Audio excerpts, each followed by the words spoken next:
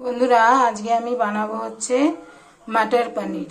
মটর পনিরও বানাবো, আবার হচ্ছে শাহি পনিরও বানাবো। তা আমি আগে মটর পনিরটা দেখাই। বন্ধুরা আমি হচ্ছে এই যে কিউব করে হচ্ছে কেটে নিয়েছি এই পনিরগুলোকে কেটে একটু লবণ হলুদ মাখিয়ে কিছুক্ষণের জন্য রেখে দিয়েছি। যারা চাবেন যে হলুদ দেবেন না তারা নাও দিতে পারেন, আর যারা ভাববেন যে একটু হলুদ দেবো তারা দিতে পারে।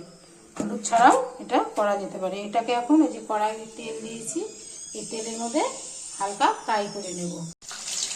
এই যে বন্ধুরা ভাজাটা আমি একদম হালকা জাস্ট আর কি একটু বেশি তেলের মধ্যে ফ্রাই করবো, কিন্তু কটকটা ভাজা হবে না। এটাকে হচ্ছে ভাজা করে নিয়ে আবার একটু গরম জলের মধ্যে চুবিয়ে রাখবো, তাহলে পনিরগুলো শক্ত হবে না, বেশ নরম হবে। দেখুন বন্ধুরা এরকম কালারটা হবে। এবার এনেই গরম জলের মধ্যে সঙ্গে সঙ্গে ডুবিয়ে দেবেন, তাহলে কী হবে পনিরগুলো খুব নরম থাকবে। বন্ধুরা আমি একটা টিপস বলি, যারা আর কি পনিরটা ভাজা করবেন তারা কিন্তু না অল্প একটু তেল দিয়ে ভাজা করবেন না, কারণ কি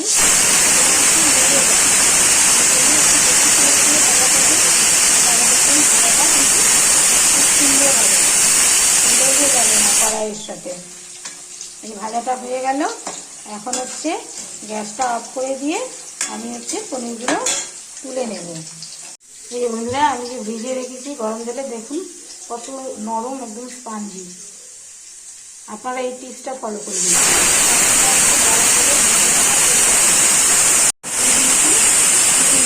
দুটো সিটি মেরে এখন বন্ধ করে দিলাম গ্যাস। বন্ধুরা এই যে আমি এখন যে বানাবো মটর পনির, সেই যে মটর পনিরটার জন্য আমি কড়াইতে তেল দিয়ে দিয়েছি। এর মধ্যে দেব হচ্ছে বন্ধুরা কয়েকটা এলাচ, আর দেব একটু দারচিনি, আর দেব কয়েকটা লং। এটা হয়ে গেল। এখন দেব হচ্ছে কয়েক টুকরা আদা। আমি একটু এই মশলাটা একটু বেশি করেই করবো বন্ধুরা, কারণ হচ্ছে শাহি পনিরেও এই মশলাটা ইউজ করা যাবে।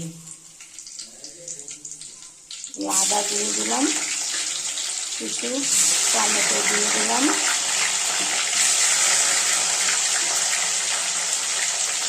আর কয়েকটা কাঁচা লঙ্কা। যারা মটর পনির খেতে ভালোবাসেন তারা মটর পনির খাবেন, যারা শাহি পনির খেতে ভালোবাসেন তারা শাহি পনিরটাও খেতে পারেন, লুচির সঙ্গে, পরোটার সঙ্গে। এখন এটাকে একটু ফ্রাই করে নেব। এর মধ্যে একটু লবণ দেবো যাতে তাড়াতাড়ি হয়ে যায়। লবণ দিয়েছি, এটা তাড়াতাড়ি হয়ে যাবে। মটর পনিরে বন্ধুরা অনেকে হচ্ছে আলু খেতে ভালোবাসে, তো যদি একটু ডুমু ডুমু করে পনিরের মতন করে কেটে দেওয়া যায় সেটাও কিন্তু খেতে ভালোই লাগে। তা আমি একটু আলুও দেব। এই যে বন্ধুরা টমেটো, কাঁচা লঙ্কা, আদা, লং, এলাচ, দারচিনি এটাকে হচ্ছে তেলে ফ্রাই করে নিয়েছি। এখন মিক্সিতে এটাকে ব্লেন্ড করব, তাই একটু ঠান্ডা হয়ে গেলে তারপরে এটাকে ব্লেন্ড করে দেখাচ্ছি। আর এদিকে গুঁড়ো মশলাগুলো লাগছে কি কি বন্ধুরা দেখাই।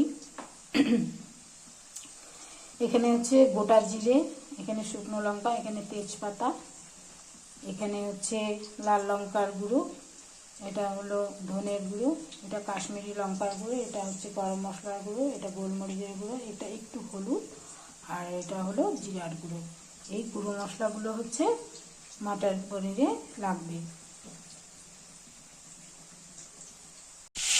বন্ধুরা ওই তেলটার মধ্যে টমেটো যে ভেজেছিলাম ওই তেলটার মধ্যে এখন হচ্ছে 2-3টা তেজপাতা দিয়ে দেব, আর কয়েকটা শুকনো লঙ্কা, আর একটু জিরা। এটা দিয়ে আলুগুলা ভেজে রেখেছি বন্ধুরা ওগুলাও দেব। আগে মশলাটা যে মিক্সিতে ব্লেন্ড করে নিয়েছি সেটা দেব, তারপরে গুঁড়ো মশলাগুলো অ্যাড করব।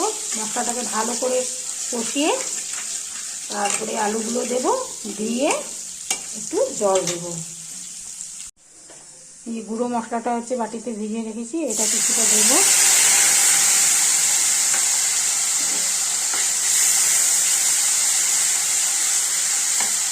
এই যে বন্ধুরা মিক্সিতে মশলাটা ব্লেন্ড করা হয়ে গেছে, গন্ধটা কিন্তু দুর্দান্ত বেরিয়েছে।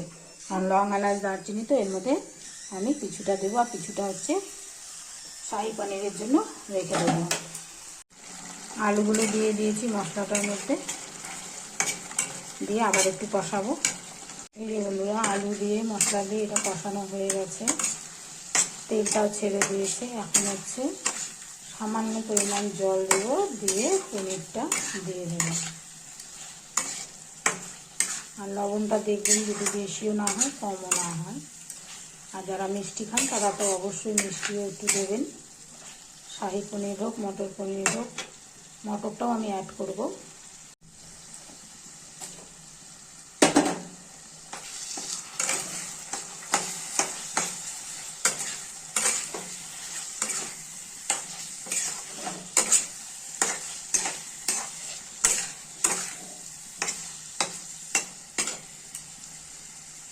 মটরগুলো দিয়ে দিয়েছি। এই বন্ধুরা একটু গরম জল করে নিয়েছি, এখন এর মধ্যে এটা দিয়ে দেবো। অবশ্যই গরম জলটা দেবেন, তাহলে পরে জিনিসটা ভালো হবে। ঠান্ডা জল দিলে না মটরগুলো কেমন একটু শক্ত শক্ত হয়ে যাবে।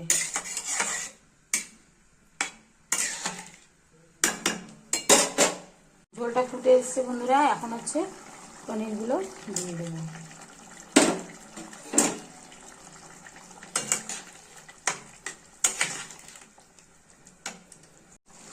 বন্ধুরা, এই যে মটর পনিরটা হয়ে এসছে, এখন এখানে একটু হচ্ছে ঘি অ্যাড করব, একটু ধনে পাতা ছড়িয়ে দেব, আর একটু গুঁড়ো গরম মশলা উপর দিয়ে নামিয়ে দেব।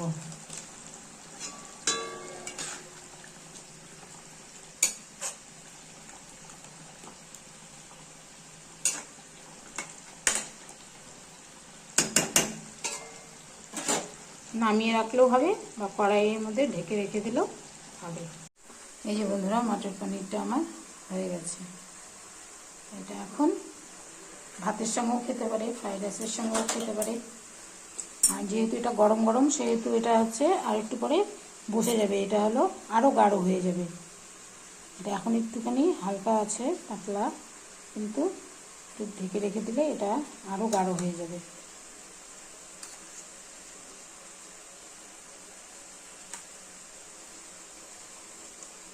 মটরগুলো কিন্তু সুন্দর গলে গেছে। এই রেসিপিটা হচ্ছে করে দেখবেন, যদি ভালো লাগে তাহলে কিন্তু লাইক, শেয়ার, কমেন্ট অবশ্যই করবেন।